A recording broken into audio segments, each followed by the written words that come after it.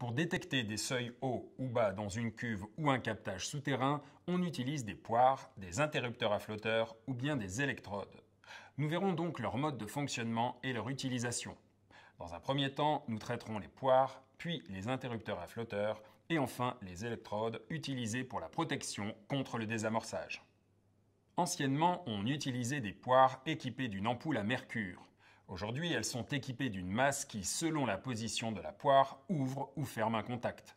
Sans action physique, la poire est suspendue au bout du fil, le contact NO est non passant et le NC est passant. Quand le niveau d'eau atteint la poire, elle bascule, alors le contact NO se ferme et devient passant, tandis que le contact NC s'ouvre et devient non passant. La poire à contrepoids repose sur le basculement d'une bille. Quand la bille bascule, elle appuie sur une languette qui ferme le contact à l'intérieur de la poire. Elle se compose de la poire et d'un câble muni d'un contrepoids qui permet de régler le seuil haut et le seuil bas et ainsi de régler la hauteur de marnage.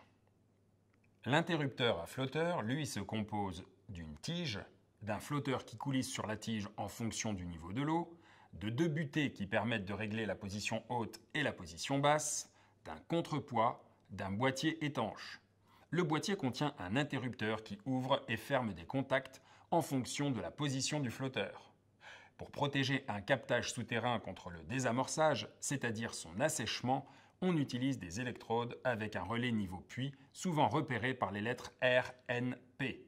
Les électrodes sont retenues pour les captages souterrains en fonction de leur faible encombrement.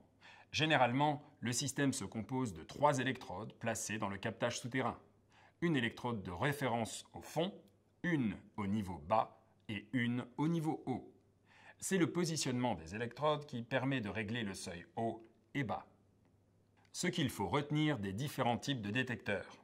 Il existe 3 principaux types de détecteurs: les poires, les interrupteurs à flotteurs et les électrodes. C'est l'action physique de l'eau qui déclenche l'ouverture ou la fermeture des contacts.